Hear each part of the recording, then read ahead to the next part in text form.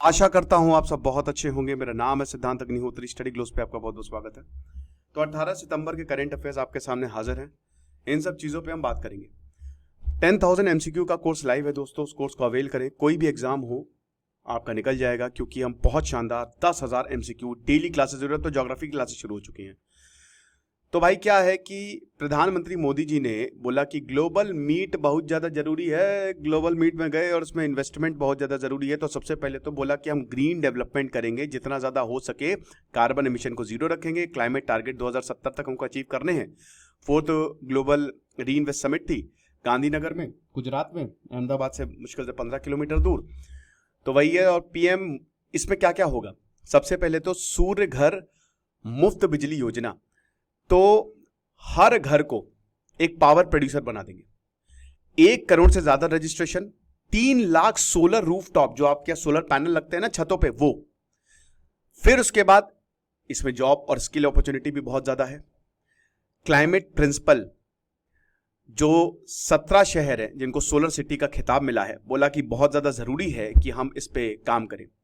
Clean energy achievement, जितना ज्यादा हो सके ग्रीन हाइड्रोजन पे जाना है, कार्बन को कम रखना है। इन्वेस्टमेंट, सब आओ इन्वेस्ट करो। प्रहलाद जोशी ने कहा कि 86% ग्रोथ रिन्यूएबल एनर्जी सेक्टर में देखने को मिली है और गुजरात उसमें लीडर है। इस समय सीएम है भूपेंद्र पटेल।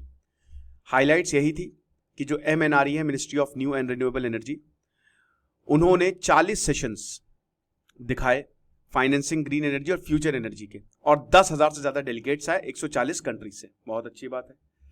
कूनो नेशनल पार्क में चीता आ तो गए, लेकिन क्या ये चीता सरवाइव कर पाएंगे, पता नहीं। ऐसा लग तो नहीं रहा है। नए बैच ऑफ चीता आने वाले हैं कीनिया से।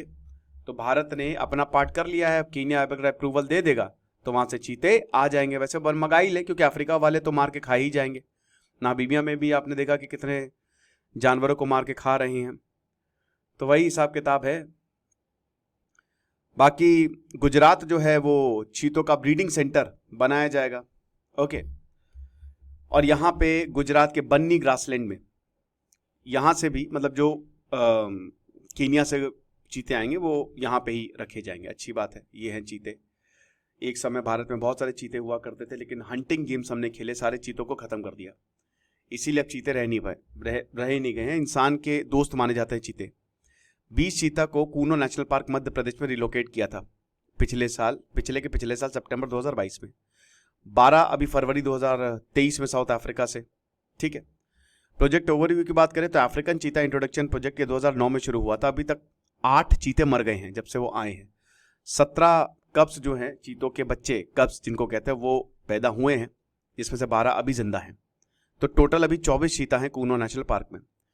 तो इनिशिएटिव यही है कि 2 साल का माइलस्टोन रखा था, 17 सितंबर अब पूरा हो रहा है।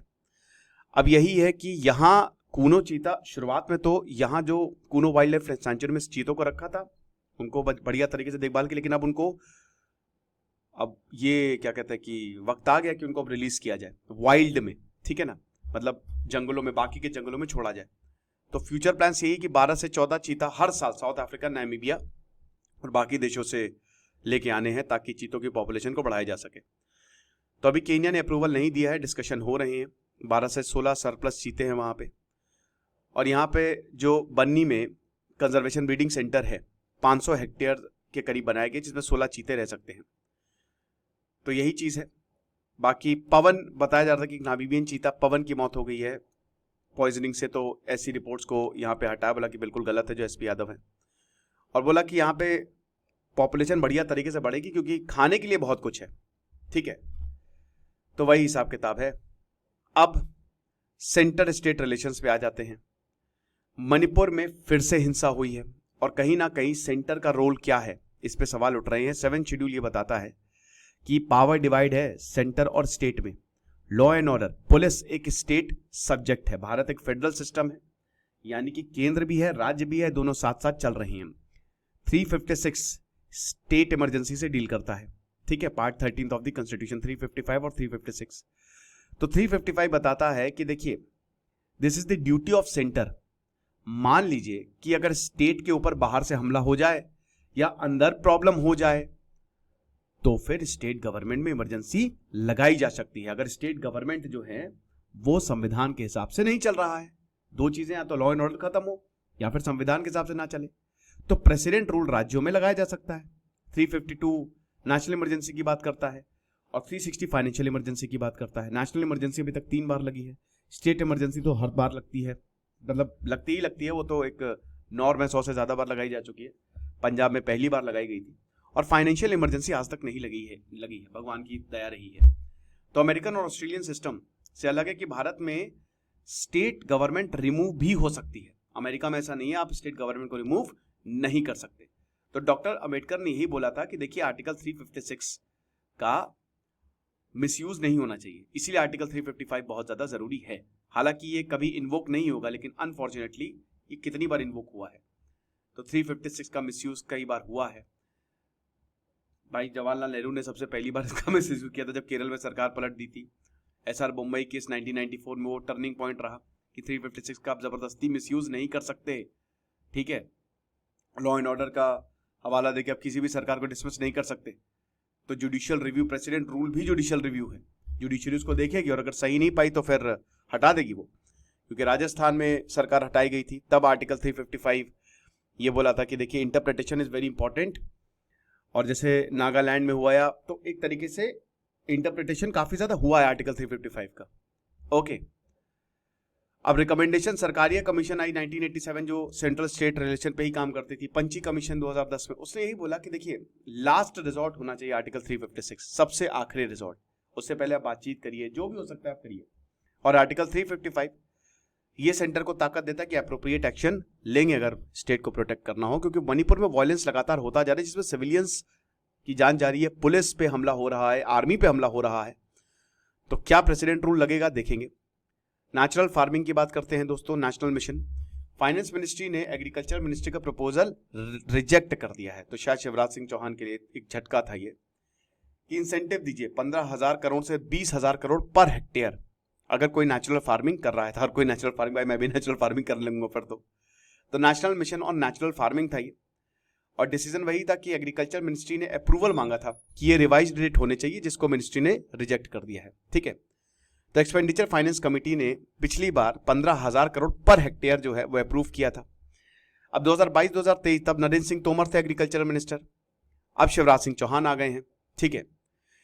तो अब फाइनेंस मिनिस्ट्री ने यही बोला कि देखिए बहुत ज्यादा है 20,000 करोड़, मतलब 5,000 करोड़ और ज्यादा ही है ये, ठीक है। फाइनेंस मिनिस्ट्री को कोई ऑब्जेक्शन नहीं है इंसेंटिव स्कीम से, लेकिन बहुत अगर ईएफसी से ज्यादा, क्योंकि 15,000 करोड़ तक ईएफसी ने लिमिट लगाई, उससे ज्यादा तो प्रॉब्लम आ सकती है हमको।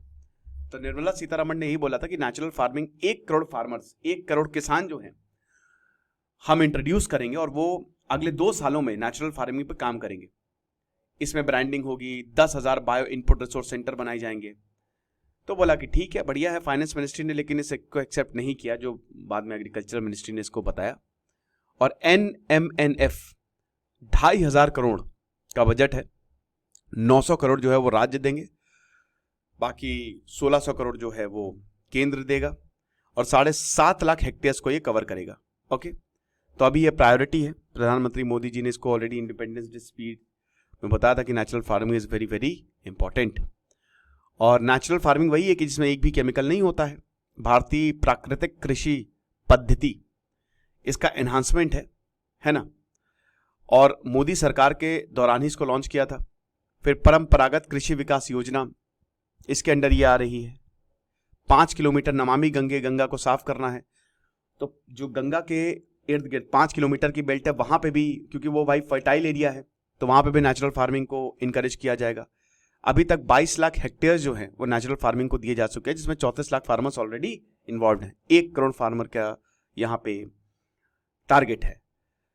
आखिरी हमारा current affairs, artificial intelligence military domain बहुत ही इंपॉर्टेंट है। रीएम, तो रीएम समिट हुई है, responsible use of artificial intelligence in the military domain, south Korea की कैपिटल सियोल में 9 सितंबर को। अब वही है कि रेगुलेट करना है एआई को। केनिया ने को होस्ट किया था, नेदरलैंड, सिंगापुर और यूके जो है उन सब में पार्ट लिया। Organisation, tech company, academia, civil society, everyone is there. और ये सेकंड रीएम समिट है, ठीक है। पहली फरवरी 2023 में हुई थी।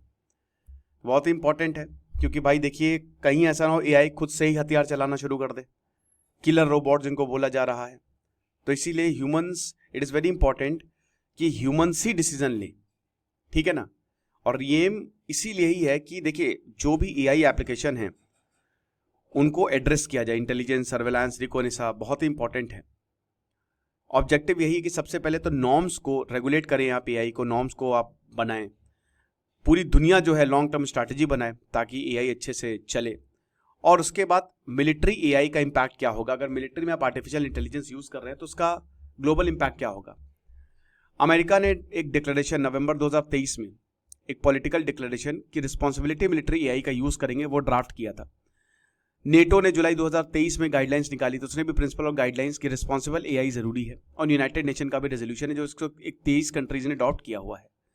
चाइना की बात करें तो भाई चाइना का ही मेन प्रॉब्लम है, वो इंटेलिजाइज्ड वॉरफेयर के चक्कर में एआई का बहुत भयानक तरीके से यूज कर रहा है। हालांकि 2021 में उसने व्हाइट पेपर इशू किया था और उसने भी इस समिट को सपोर्ट किया है, क्योंकि इंसानों पे बात आ रही है ना। अब भारत की अगर बात करें तो भारत अभी वेट कर रहा है, वॉच एंड वेट, ठीक है, अभी पूरी तरीके से एंगेज नहीं कर रहा है। और भारत ने एक समिट, क्योंकि भारत के खिलाफ जा रहा है ना, ये सब तो एआई में महारत ही हैं, हमारा तो एआई अभी डेवलप हो रहा है तो हम कैसे हाँ बोल दें। तो एक समिट का जो कॉल टू एक्शन था, अभी भारत ने उसको एंडोर्स नहीं किया है। और फ्यूचर इन्वॉल्वमेंट यही कि भारत अभी एक्टिवली पार्ट लेगा और देखेंगे क्या होता है आगे जाके। बट वही है कि भारत ने जैसे जो न्यूक्लियर पावर है भारत, आपको पता ही है, अभी भारत अपने रूल बनाएगा और उसके बाद देखेगा कि आखिरकार क्या करना है। बाकी आप 10,000 MCQ के कोर्सेज को जरूर अवेल करें, आपको बहुत ज़्यादा फायदा होगा। Thank you so much.